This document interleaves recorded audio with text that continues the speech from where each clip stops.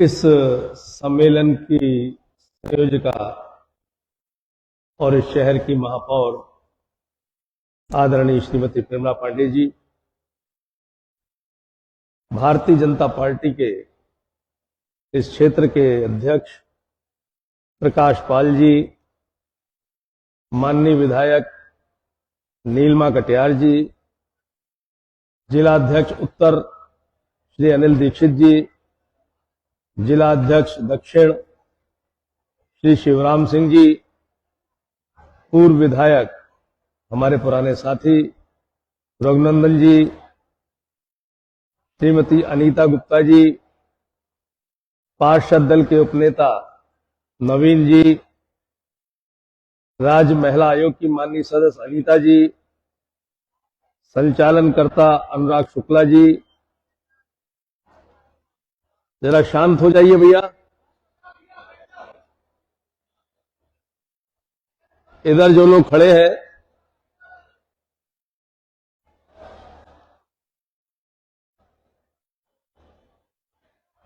शांत हो जाएंगे तो आप मेरी बात सुन सकेंगे और मैं अपनी बात कह सकूंगा।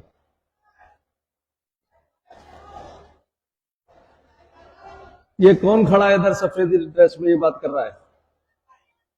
क्या कर रहे हैं आप?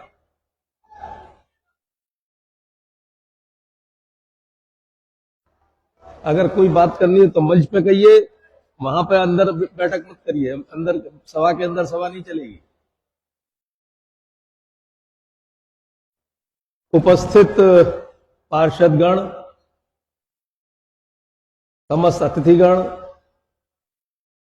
मातृशक्ति, कार्यकर्ता बंधुओं, मीडिया के बंधु, अटल जी ने कहा था कि भारत देश कोई भूमि का टुकड़ा नहीं है, ये हमारी मातृभूमि है, जीवंत देश है, राष्ट्र पुरुष है, ये तर्पण की भूमि है, ये अर्पण की भूमि है, ये वंदन की भूमि है, ये अभिनंदन की भूमि है। यहां का कंकर कंकर शंकर है। यहां के वक्ष स्थल पर पावन गंगा बहती है और जब हमारी अस्थियां उस गंगा में प्रवाहित होंगी तो कल कल करती गंगा के लहरों से आवाज उठेगी, भारत माता की जय। यह कोई साधारण वक्तव्य नहीं है मित्रों, मातृभूमि की आराधना है पूरी की पूरी। पूरा वाक्य मातृभूमि की आराधना है। इसका हर शब्द राष्ट्रवाद से ओतप्रोत है। इसका हर अक्षर देशभक्ति को समर्पित है। और यह वक्तव्य है भारत के पूर्व प्रधानमंत्री, भारत रत्न, हम सबके नेता अटल बिहारी वाजपेयी जी का, जिसको हम लोग जिनको संबोधन में, छोटे संबोधन में अटल जी कहते थे। संबोधन कितना छोटा, लेकिन उसके अंदर से झांकता हुआ विराट व्यक्तित्व उससे परिलक्षित होते हैं उनके विशाल अनक्रेरी कृतित्व।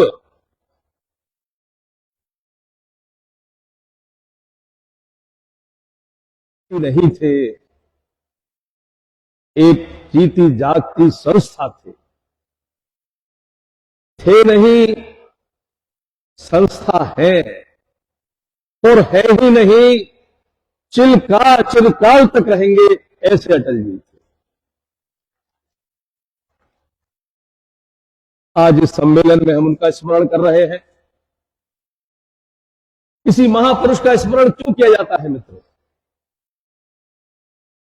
इसलिए किया जाता है कि उनके व्यक्तित्व का अनुकरण कर सके, उनके कृतित्व का अनुसरण कर सके। उनके कई विशेषण, कई गुण हमारे पूर्व वक्ताओं ने बताए। नीलिमा जी ने कहा, प्रकाश जी ने कहा, ओजस्वी वक्ता थे, यशस्वी राजनेता थे,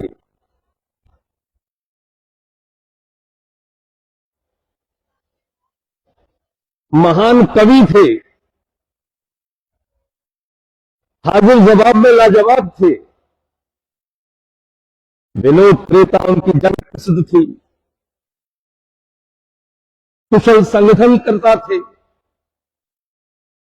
निर्भीक लेखनी के प्रखर पत्रकार थे,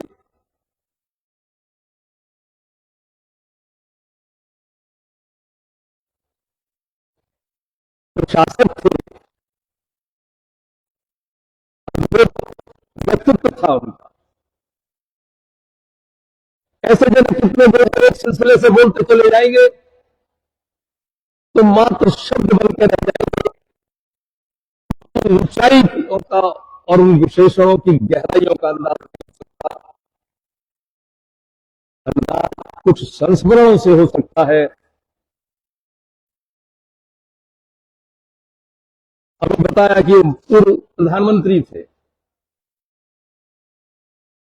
अटल जी कभी पद से सुशोभित नहीं हुए, जिस पद पर रहे वो पद उनसे सुशोभित हुआ है।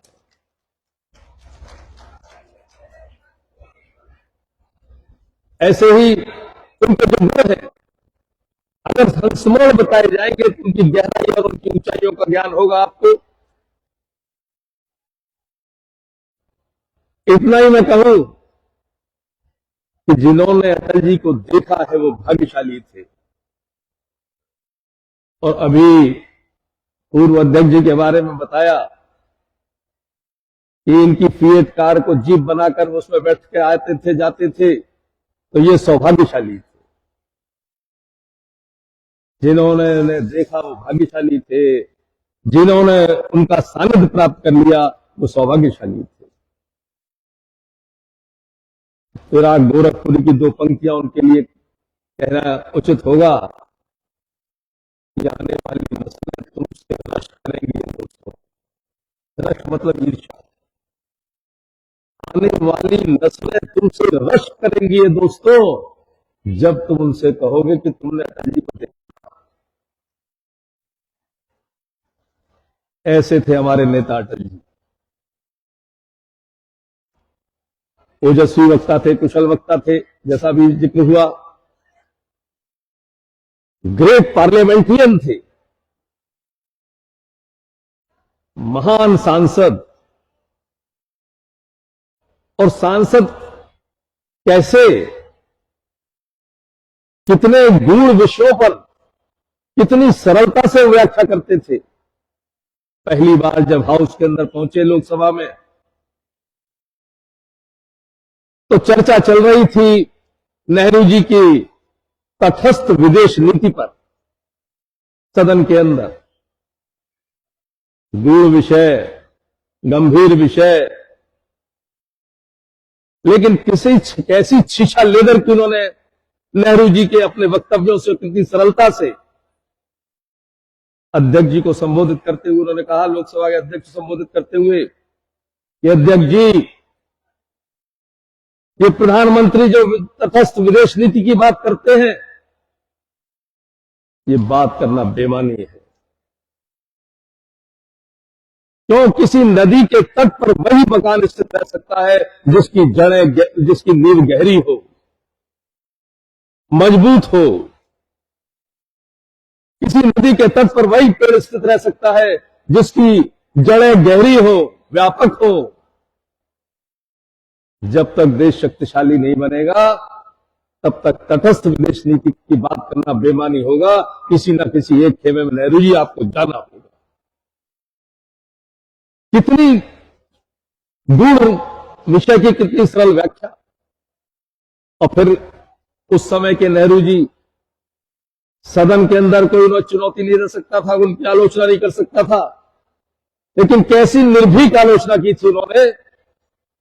उन्होंने कहा, नेहरू जी आपके अंदर दोहरा चरित्र है, दोहरा व्यक्तित्व है। आपके अंदर से चर्चिल भी झांकता है तो आपके अंदर से चैम्बरलिन भी झांकता है। इतनी बड़ी बात सदन के अंदर कहना, यह उनके साहस और निर्भीकता का परिचय है। और उसी दिन शाम को नेहरू जी ने कहा, उनके वक्तव्य को सुनकर इस चर्चा में, कि यह लड़का आगे देश का नेतृत्व करेगा, इतनी क्षमता है इसके अंदर। और वह सच साबित हुआ। ऐसे थे हमारे अटल जी, चुटकियां लेकर गंभीर से गंभीर बात कह जाना, विनोदप्रियता से अपने मन का संदेश दे देना। आगरा में 1988 में भारतीय जनता पार्टी का राष्ट्रीय अधिवेशन हुआ था। मीना बाजार की चौथी का बड़ा विशाल मैदान, वहां पर अधिवेशन स्थल था। कैंपों में पूरे देश से आए हुए कार्यकर्ता रह रहे थे। अटल जी भी आकर उन कैंपों में ही रहे। चाहते तो पार्टी उनका इंतजाम कर सकती थी और रह सकते थे 5 स्टार होटल में किसी अच्छी जगह। उनका नहीं, कार्यकर्ताओं के बीच में रहूंगा। तो उनका जो कैंप था उसके बगल में एक छोटी सी किचन बनी हुई थी और उनका बारे में हमको लिख के दे दिया गया था कि सुबह गुनगुना पानी एक जग भर के पीते हैं, दूध की चाय पीते हैं, ऐसे ऐसे पूरा क्रम था। विनोदप्रियता से अपनी संदेश कैसे पहुंचाना, यह मैं बताना चाहता हूं उनके संस्मरण से। उसमें शाम रात को दूध पीते हैं, यह किसी तरह भूल गया था जो हमको जिसने वो पर्चा दिया था। उतना ही दूध था कि सुबह उनकी ज्यादा दूध की जो चाय, दूध की चाय बनती, 12:30 बजे जो वरिष्ठ लोगों की बैठक थी उससे लौटकर जब आए कैंप में, शिव कुमार जी ने कहा कि दूध लाओ, अटल जी रात को दूध पीते हैं। राजकुमार अग्रवाल जी उस समय उपाध्यक्ष थे पार्टी के, मैं मंत्री था। हम एक दूसरे की शक्ल देखने लगे, अगर दूध दे दिया तो सुबह क्या होगा, रात के 12:30 बजे दूध कहां से आएगा, 6 बजे दूध का कहां से लाएंगे। तो मैंने प्रकाश जी कहा राजकुमार जी से, इसमें एक बड़ा कप दूध में पानी डाल दो। पानी मिला दिया और एक कांच का गिलास पतला छोटा, उसमें दूध भर के दे दिया, इससे सुबह का भी काम चल जाओ, अब कभी हो जाए। उन्होंने पी लिया। सुबह जब जग लेकर और पानी के स्टील का गिलास लेकर हम पहुंचे, उन्होंने 3 गिलास पानी पिया, फिर गिलास हाथ में लिया और यो गिलास को घुमाया। बोले, हे गिलास, कल जब दूध आया था तब तुम कहां थे भाई। इतनी सहजता से, विनोदप्रियता से उन्होंने संदेश दे दिया कि कल दूध कम आया था, छोटे गिलास में आया था, अब इस गिलास में लाना। ये थे अटल जी। कैसा संदेश दे देना, चुपचाप, उल्हाना नहीं दिया उन्होंने, ना रात में कुछ कहा। ऐसे ही एक और छोटे सी घटना से कितना बड़ा संदेश, महान ऐसे नहीं बनते। अटल जी ऐसे ही नहीं बने।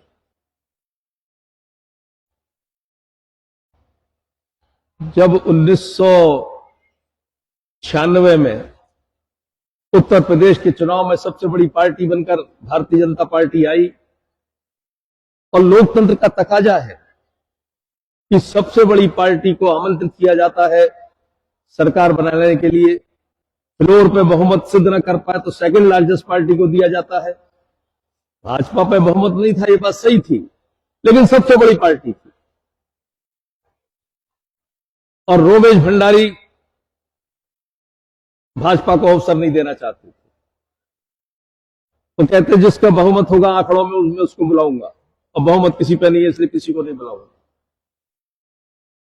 उस समय हमने कुछ कांग्रेस के लोगों से संपर्क करके, जो आपको ध्यान होगा लोकतांत्रिक कांग्रेस का गठन हुआ था, एक डिफेक्शन हुआ था, उसमें जुटे थे। तो 4 नवंबर 1996 तारीख मुझे याद है, मैं अटल जी के यहाँ जब उन्होंने बुलवाया उसमें से 4-5 लोगों को, तो आगरा से विधायक थे खीरागढ़ के मंडलेश्वर सिंह जी, चौधरी लक्ष्मी नारायण जी मथुरा के, जो आज मंत्री भी हैं अभी तक अपने यहाँ, राजा सरस्वती प्रताप सिंह, राजा दिवाकर विक्रम सिंह और दर्शन सिंह जी यादव, इन सबको लेकर मैं पहुंचा वहां पर। देखिए, अब महान व्यक्तित्व जब पहुंचे, उनके घर पर बैठे, चाय और काजू आए। हम लोग अमूमन क्या करते हैं, जरा सोचे अपने मन में, मेहमान आते लीजिए, सामने रखा है लीजिए। अब ये सामने रखा है, कहा लीजिए। अटल जी ने प्लेट उठाई काजू की, मैं बगल में बैठा था, मेरी तरफ बढ़ाई। मेरी उम्र उस समय 38 साल की थी। अब अटल जी जैसा व्यक्तित्व प्लेट बढ़ा के मुझको दे रहा है, मैंने प्लेट पकड़ने की कोशिश की कि मैं करता हूं सर्व। अटल जी ने आंखें निकाल के प्लेट खींच ली अपनी तरफ, 4 उठाओ 4। तो मैंने कहा कि मैं सबसे छोटा हूं, मैं सर्व करता हूं। अतिक्रमण। मैंने कहा महाराज जी क्या गलती हो गई? बोले आतिथ्य का अधिकार मेरा है, आप अतिक्रमण कैसे करेंगे, मैं करूंगा आतिथ्य सबका। और उन्होंने सबको आगे बढ़ा बढ़ा के, ये थे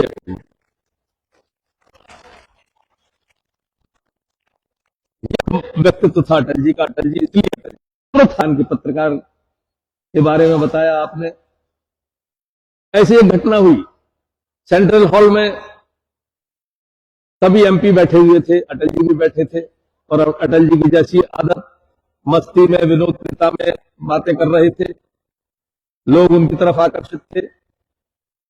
कांग्रेस की एक नेता थी राकेश्वरी सिन्हा, वो आई। अटल जी का मजमा देखकर शायद उन्होंने सोचा होगा इनको असहज करूं, तो बोली अटल जी ये बताइए, आपकी शादी हुई नहीं या की नहीं आपने? और की नहीं तो क्यों नहीं की? तो अटल जी बोले आपने मौका ही नहीं दिया, नहीं तो कर लेता। अब वो असहज हो गए।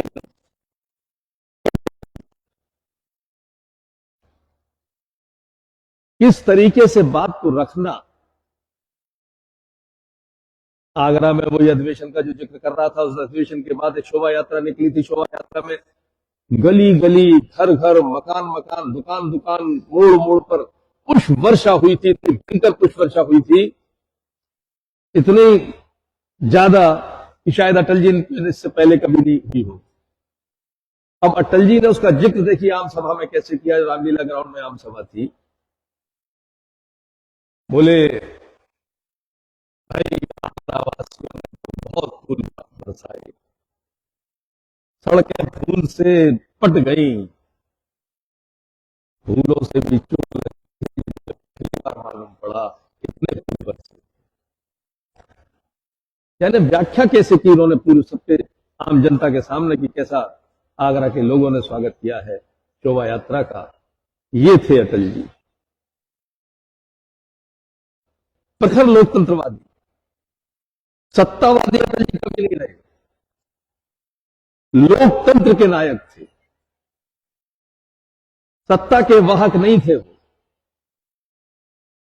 जो मैंने अभी आपको घटना सुनाई कांग्रेस के डिफेक्शन की, तो जब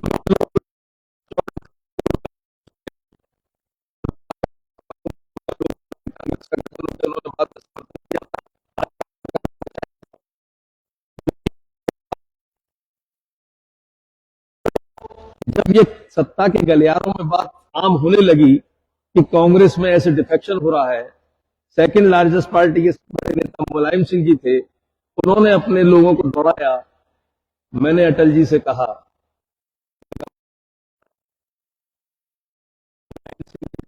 क्या है, बात हो रही है और वो उन लोगों पर डोरे डाल रहे हैं।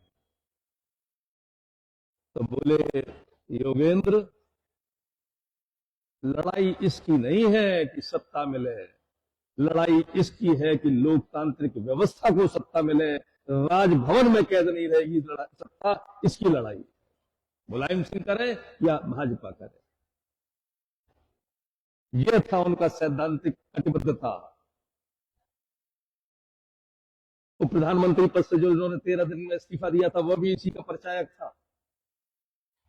यानी लोकतंत्र में जो अधिकार मिलना चाहिए वो अधिकार भी चाहिए, और जो कर्तव्य होना चाहिए वो कर्तव्य भी निभाया जाएगा। इसका उदाहरण था वो सबसे बड़ी पार्टी भाजपा बन गई थी।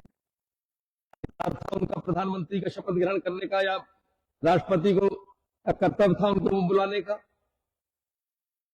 राष्ट्रपति ने आमंत्रित किया, शपथ ग्रहण हुआ। आप सब जानते हैं, पॉलिटिकल लोग हैं। उसके बाद विश्वास प्रस्ताव आता है, बहस होती है, आखिर में प्रधानमंत्री बोलते हैं। उसके बाद वोटिंग होती है। वोटों में अगर सरकार जीत जाती है तो सरकार चलती है, हार जाती है तो सरकार गिर जाती है। यही हुआ, बहस मुबाहिस हुआ, बाद में अटल जी का भाषण हुआ। आखिर में सबको जो उम्मीद थी कि भाषण के बाद वोट होगा, लेकिन उनके उस भाषण के आखिरी 3 सेंटेंस पूरा देश रो गया था।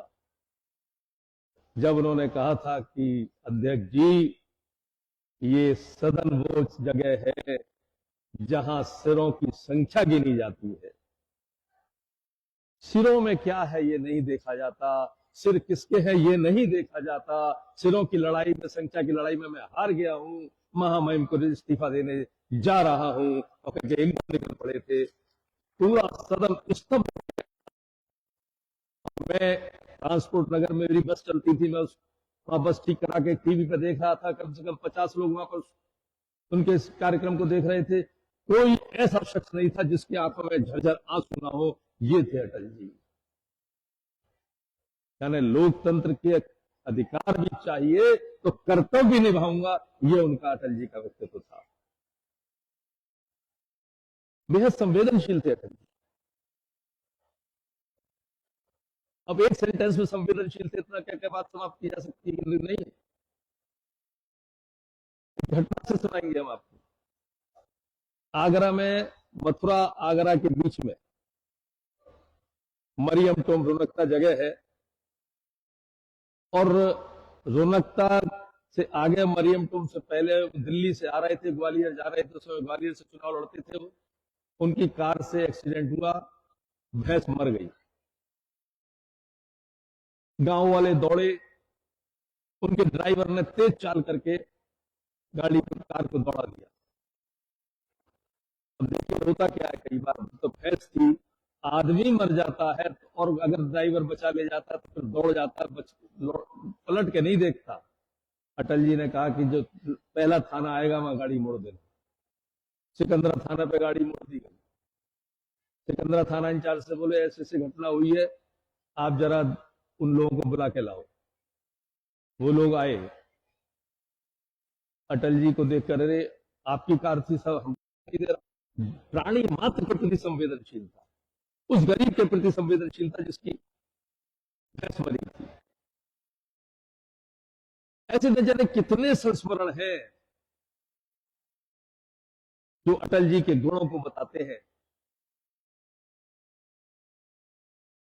लेकिन हम जरा सोचें, इन सब गुणों को समावेश करके किसी व्यक्ति के अंदर समाहित कर दिए जाए तो क्या अटल जी बन जाएगा? अटल जी थे, अटल जी है, अटल जी रहेंगे।